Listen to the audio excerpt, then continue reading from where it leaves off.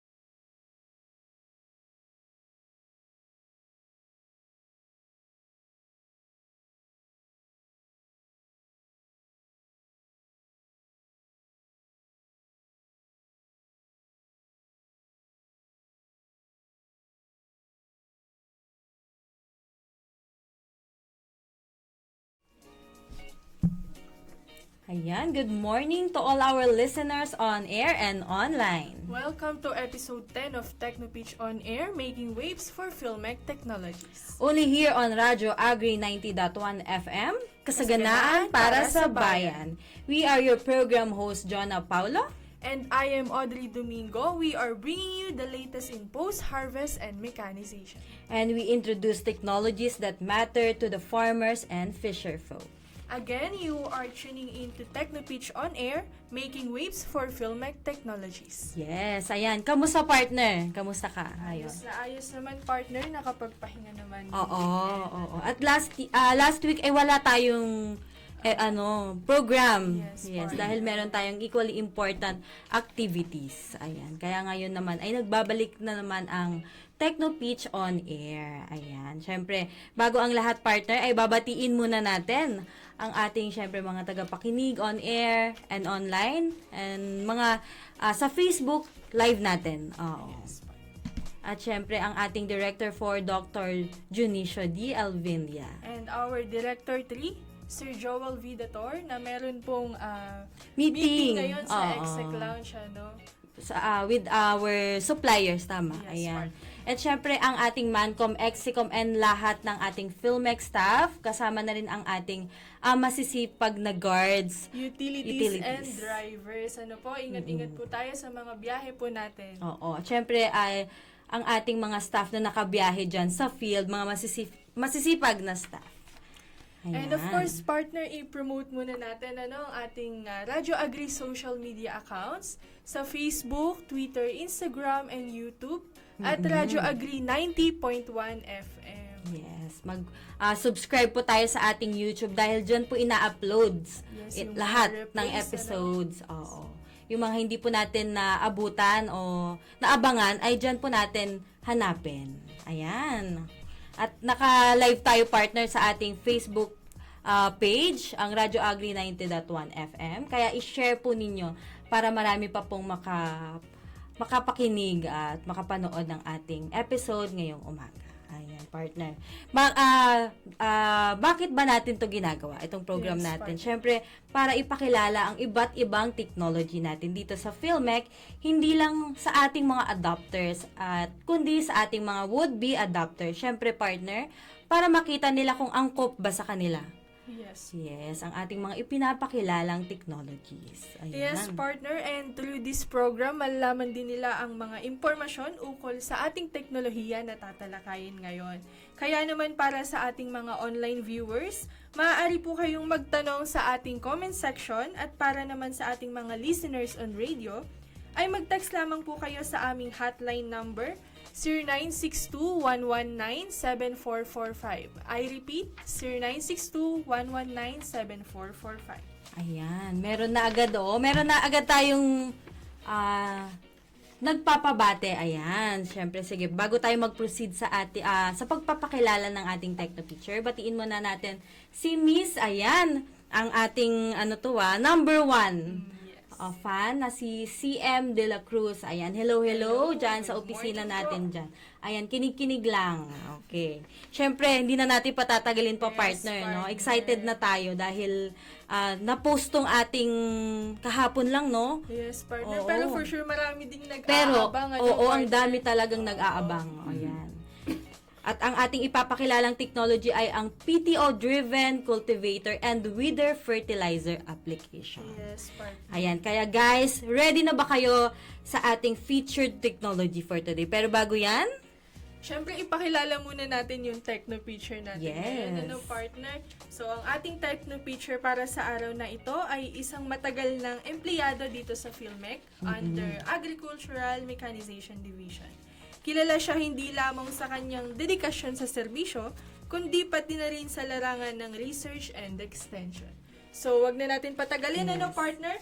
So, Mga karadyo agri, let's welcome our dedicated and hardworking researcher and extensionist, Mr. Donald V. Mateo. yes, ayan, welcome sir sa ating programa ngayong umaga. Ayan. Yes, magandang umaga sa inyo, Jonah at Audrey. Audrey. At siyempre, sa mga ka-agri natin. Magandang umaga po sa ating lahat.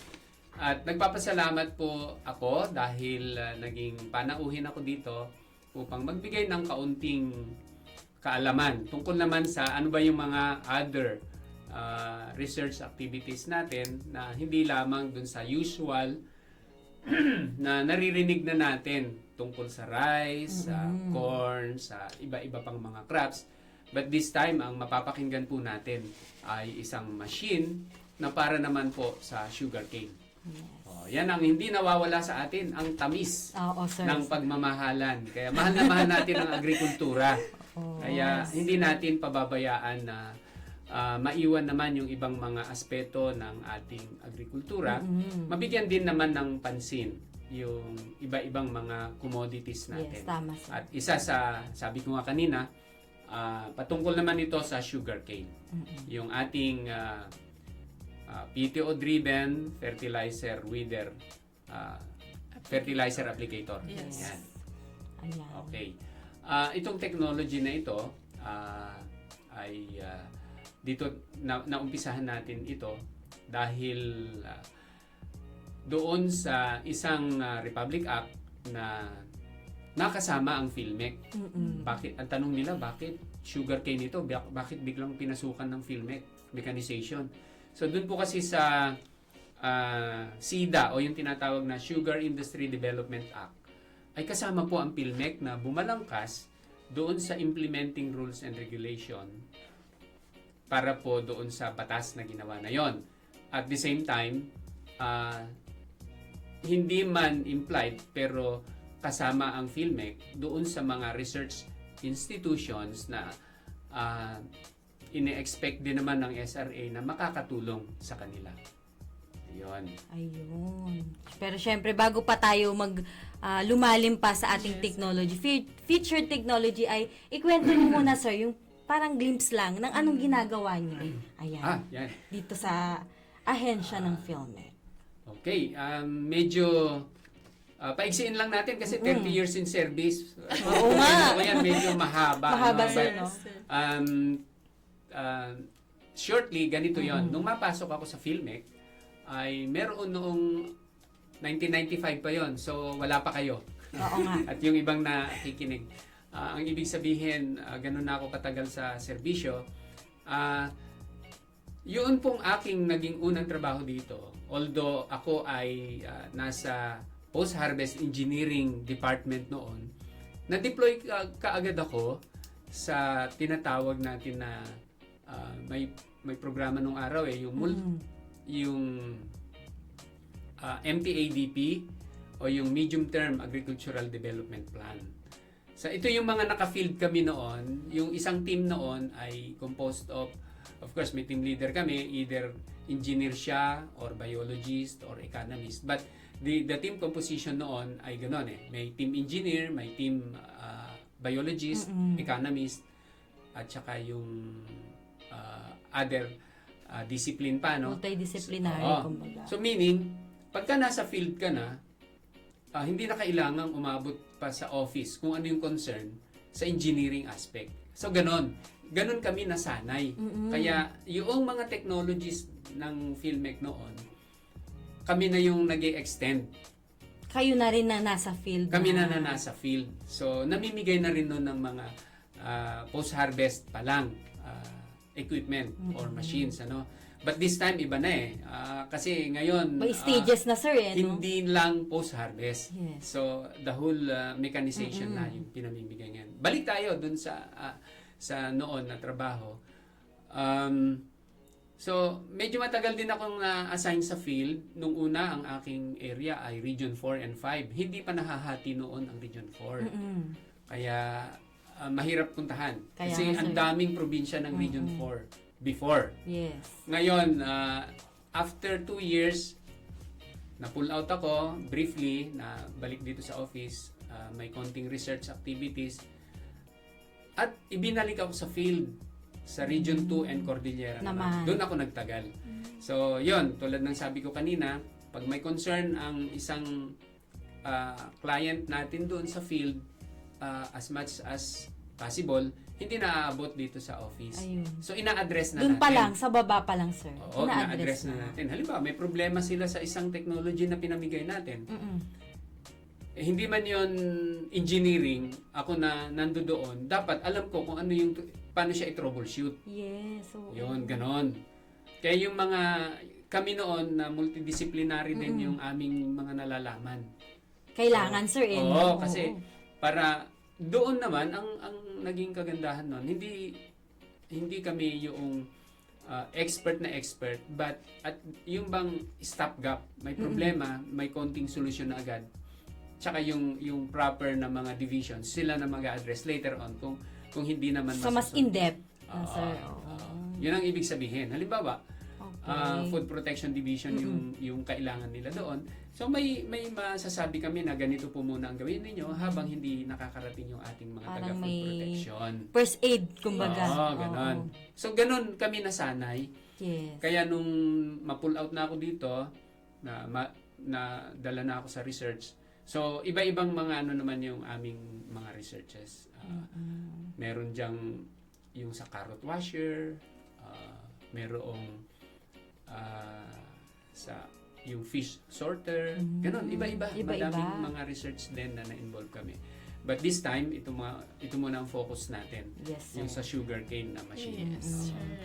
Bali, holistic approach pala itong si sir. Oo. Oo, partner. So, sir, maaari nyo na po bang ipakilala yung teknolohiya po na pag-uusapan natin ngayon? Okay, sige. Ipakilala na natin, bagamat napahapyawan na natin, tama. ito ay gamit sa sugarcane. Yes. Bakit sugarcane?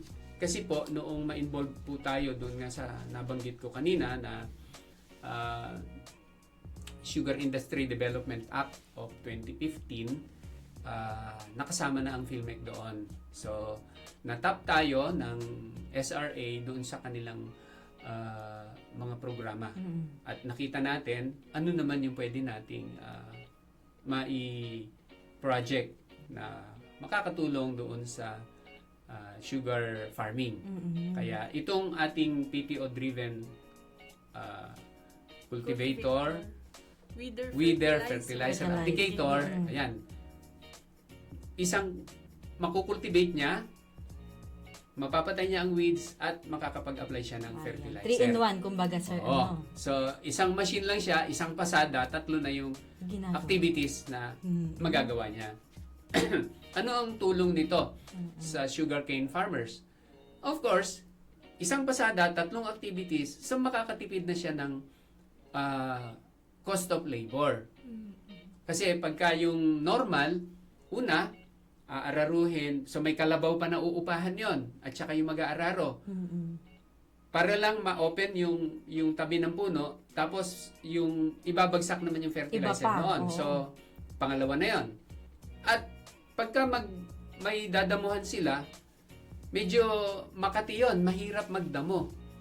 Kaya yung mga activities sa sugarcane farming talaga namang inaayawan ng mga tao. Yes. Kumukonti. Noon, marami pang tao, medyo walang option yung tao kundi lumusong sa farm. Sugarcane ito. Alam naman natin Makati yung bulo ng sugarcane kaya nadi-discourage na yung mga young generations. Oo. Ayaw na nila, sir, lumusong Oo. So, itong machine na ito ay of course, para malaman namin ano yung pinakamaganda. Nag-conduct kami ng yung mga usual na ginagawa natin sa field, yung KII na tinatawag, Key Informant Interview. Yes. Yan, yung focus group discussions. So, nakikipag-usap kami doon sa mga target natin kung sino yung gagamit. So, marami silang mga informations na binibigay sa atin na vital. Out of those informations na nakuha natin, doon natin binabase ano yung magiging itsura ng ating ano yung capacity, ano yung kumbaga yung itsura nung ating, although may concept design na tayo, pero bine-verify natin sa kanila, tama ba yung concept namin? So, pinakikita din namin sa kanila yung concept natin. Yes. Oo. Kaya, nag-come up dun sa mga machines na But, of course, nag-conduct nga during interview at saka yung field visits namin, nakita namin yung iba-ibang mga machine. So, meron ng dati. May existing, sir. Pero hindi PTO driven. Okay. Ano yung PTO? Yung PTO kasi, sa terminology natin sa mga ABE, power take-off unit ng tractor. Ito yung nagpapaikot nung implement sa likod. Ayun. yung Medyo technical yan, mga ka-radyo agri. Oo, yung tractor, meron siyang PTO. PTO. Oo. So, i-attach natin doon sa PTO ng tractor para gumana yung ating implement. Iba pa yung hydraulic system. Okay. This is not hydraulic. Mechanical ito, yung PTO. Yes. So, ibig sabihin, talagang, sabi nga ni John na kanina, mga ka-agri, highly technical but hindi ganun kahirap intindihin. As much as we can, mai-discuss namin sa ating mga listeners, paano gumagana yung technology. Yan.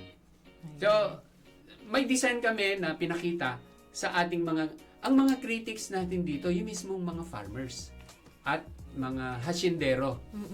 So, pinakita namin sa kanila, na-appreciate nila kasi doon, una drawing lang kami. Tapos, sana may ganito. Sila na yung nagsusupply niyan, sir.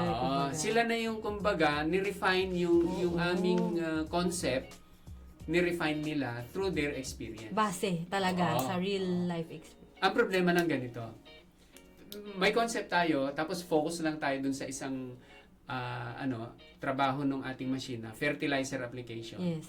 So tatakbo na iisip ng ating mga farmers. Baka pwede namang yung granulated anong tawag dito, yung organic fertilizer ang So kuminsan as researcher, ang hirap naman na sila kaagad yung bang i-discourage. Yes, sir. Oo. Nakafocus po kasi kami dito muna. Gusto natin i-perfect po muna ito bago po natin gawin yung iba. So yun yung pinipilit namin na dapat hindi tayo dapat yung oo ng oo. Mahirap yun. Yes, hindi sir. pa natatapos yung ating Magkukumit na technology. tayo Oo. Mahirap tayo mag-commit. Yes. Oo. Kaya pakinggan natin lahat yung sinasabi nila and later on, pagka nakita natin na yung ating model o yung ating prototype ay kayang i-accommodate yun, then magkakaroon siguro ng mga succeeding mga R&D pa. But not outright. So, ganon. So, pinakita namin sa kanila at sila ang nag-refine. Sana ganito, sana ganon. So, yun, mga tinake note namin lahat yun. Ayun. Kumbaga, sir, ang kagandahan nito, hindi lang natin finifeed sa kanila. Nag-iimbento tayo, ipapagamit natin. Tayo, sir, kumbaga, kumukuha tayo ng recommendation from our talagang gumagamit. Yun kasi would be adapters. Yun kasi ang isang approach na dapat nating ginagawa palagi. Theoretically, we have our design, May theory tayo, napag-aralan natin yan. But how it works, alam din natin. Pero reality, pagka nagawa na yung machine. So, lumalabas na yung mga problema doon. Paano natin i-address? So, itong mga farmers, because they already seen some of the machines, sila na yung nagsasabi, dapat ganito ang ilagay Ayan. ninyo. May mga dapat inputs ganon. na sila talaga, May sir, mga no? importante silang inputs. Ayun. Yun ang maganda kasi, important inputs from them. Kasi sila yung user. Magdidesign tayo, napakalaki. Hindi naman pala kakasya Applicable. dun sa... Hindi naman pala Oo, applicable hindi naman pala sa... kakasya dun sa kalsada. Paano yun? Ganon. Yun yung ating technology. Ayun. So, pinakita natin sa kanila, crinitic nila, at na-improve natin. So, ginawa natin yon. Ayun. Parang napapayawan na rin ni sir kung bakit ginawa itong technology. Yes, partner. Oo, para ma-address yung, syempre, yung tatlong activities ay magiging isa na lang. Kung Yun. mapapadali. Ayan. So, bakit ba ginawa ito? Yes, sir. So, yun ang siyempre, yun ang magiging tanong ng ating mga Karadyo agri Agri. listeners, ano? Yes. Bakit nga ba itong filme gumawa nito? Yes, oo, sir. Actually, hindi lang sila ang magtatanong. Bakit nga ba kami na-involve dito? Di ba? Hindi, pero as researchers, we welcome all challenges naman. Bakit ito ginawa? Unang-una, nabanggit ko na yung function niya, 3. Yes. No? Pangalawa, yung ating agricultural labor, to be specific, yung sa tubuhan. Kung naririnig niyo yung mga terminologies na sakada nung araw. Yes, sir. Oo. Sakada is ito yung mga taga-tabas ng tubo, mananabas, Mano-mano. harvesters, Oo. mano-mano. Yes, oo. So nabawasan na 'yan. Oo, nung kinakandak namin itong na to, yung field interview na ito. Yung isang hasyendero nga sabi niya, I used to have 68 regular na tao niya na sinusweldohan monthly na mini-maintain. Pero nung time na nag-i-interview kami, yung 68 nasa 13 na lang. Na lang. Oo, bakit? Kasi nga ang tao nahihirapan dun sa trabaho ng agriculture labor, nag-open doon sa lugar yung mga construction work kasi ang daming Yes, sir. subdivision na Oo. ginagawa doon, nag-boom. So may option yung tao na humanap ng iba kasi ang hirap nga naman nung So, bakit ito ginawa? Of course, para makatulong doon sa pababa o paliit ng number ng agricultural labor ng tubuhan. So, yun yung isang isang driving force bakit nga ginawa ito. At isa pa, sabi nga nung mga magtutubo, early 70s, nung araw pa, ang industriya ng sugarcane o yung pagtutubo ay highly mechanized. Bakit bumaba yung mechanization rate nila? Kasi ang mamahal ng mga equipment sa tubuhan. Kung ano-ano yan, iba-ibang klase. Yun nga isang pinaka-advanced na machine nila. More than 30 million ang isa. Ang mahal pala. Harvester yon na billet type. Ibig sabihin ng billet type, putol-putol na yung yung stalks ng sugarcane. Yon, tapos ita-transfer dun sa truck na kasabayan ng harvester. Truck dun sa farm. Kasi ang tubuhan naman hindi putikan.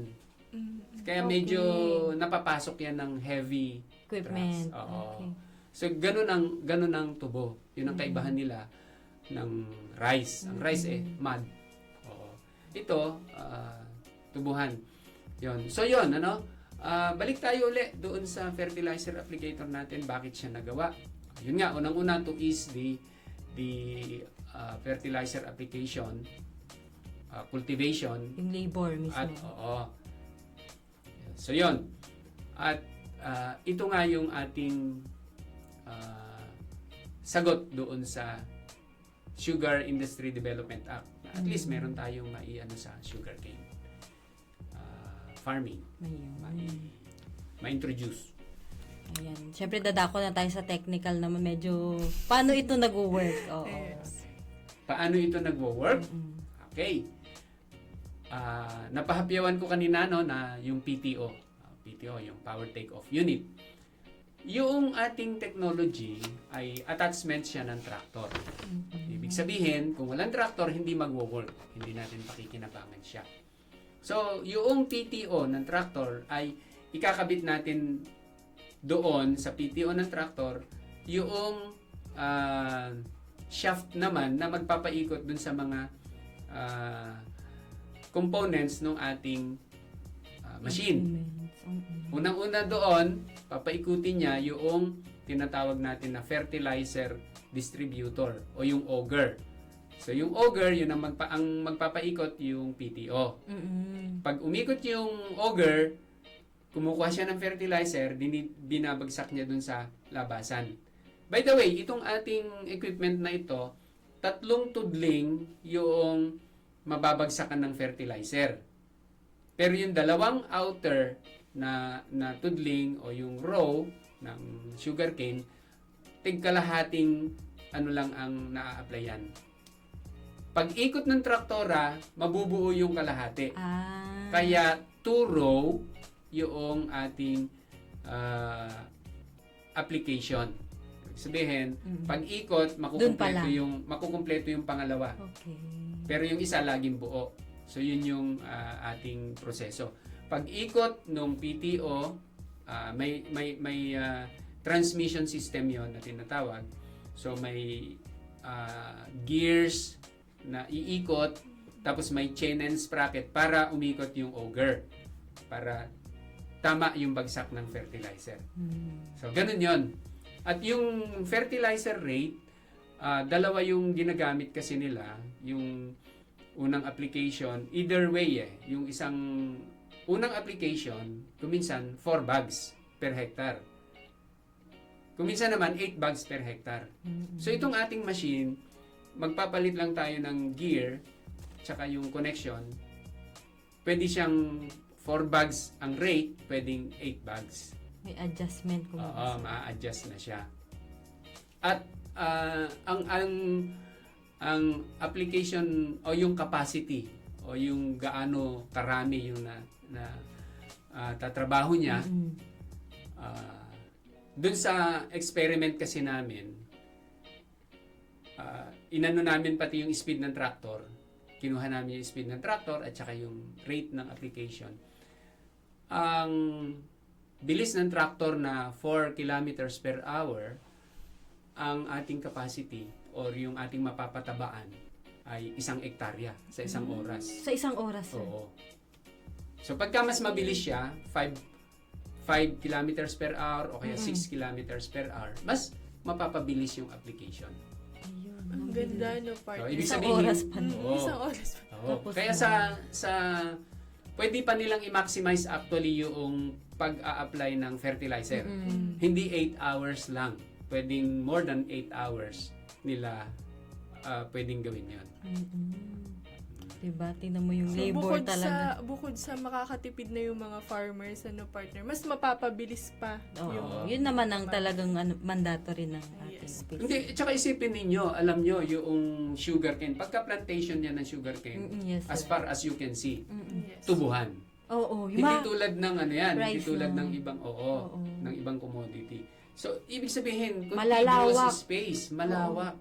Kaya pagka yung nag-start sila, hindi mo na sila matanaw after Oo. na kasi sa lawak, sa dami. Mga hacienda talaga yan, sir. Oo. Oo. Ayun. So, sir, ma-maintenance din ba itong machine na to? Meron po ba In terms tayong of dapat isaalang-alang ganun?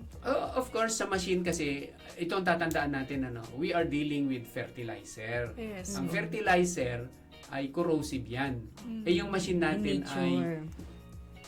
metal parts. Gagasgasin yan ng Yes. Ibig sabihin, to prevent yung ganung problema, ang isa sa namin dito, sinasabi namin sa kanila, pag natapos mong gamitin sa isang araw, basta ginamit mo siya at ihihinto mo siya ng overnight, dapat linisin mo muna yung lagayan ng fertilizer. Ayun ha. Take note ha sa ating mga Lilinisin. karadyo. Although, yung compartment na pinaglalagyan natin ng fertilizer ay stainless sa ngayon, kasi wala pa kasi tayong capacity na yung plastic ay imo-mold na natin. Yes, sir. Oo. Mas sana So yan. but this time, ito yung gamit natin. Yung lalagyan ng fertilizer ay stainless Stainless. para hindi siya yung highly hindi siya magre-react Mm-mm. kaagad sa fertilizer.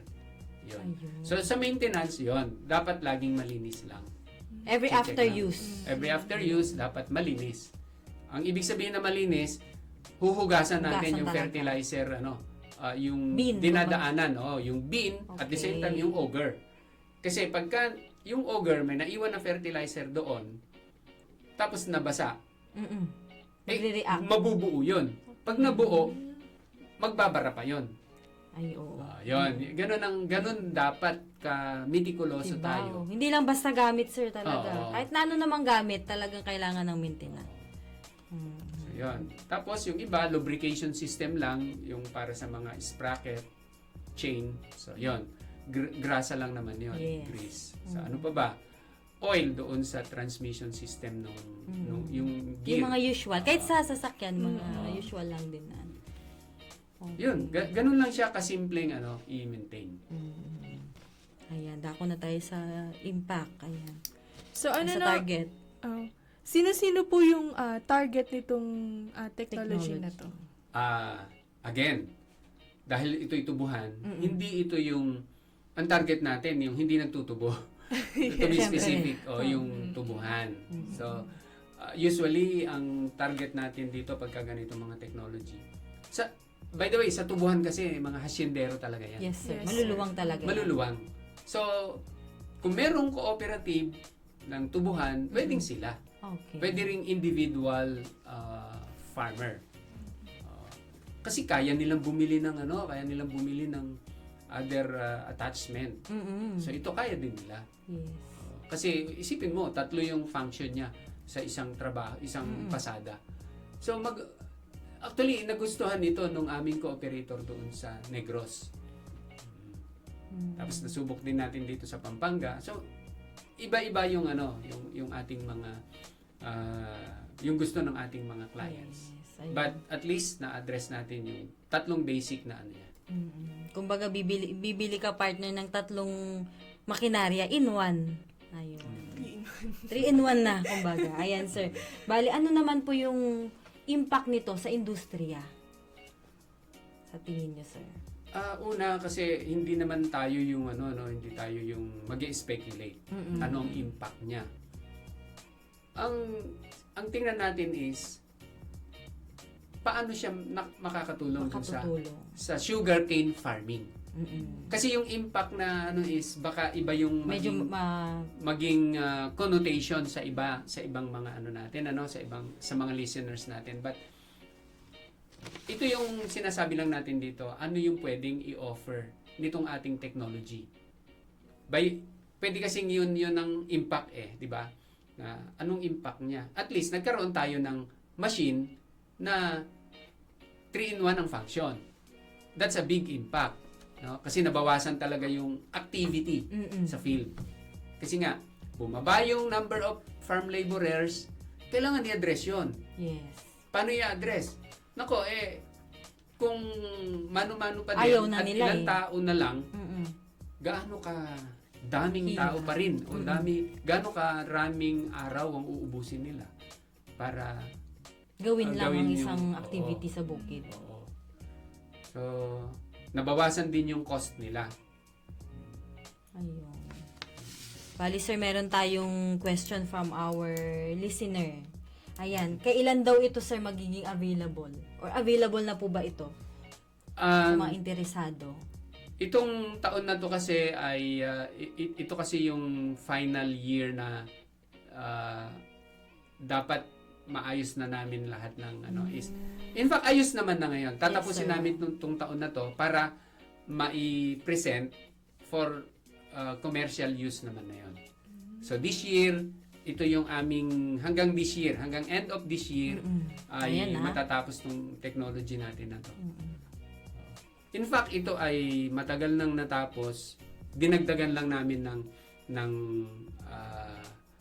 konting mekanismo Yes. para At mas tinitesting. precise.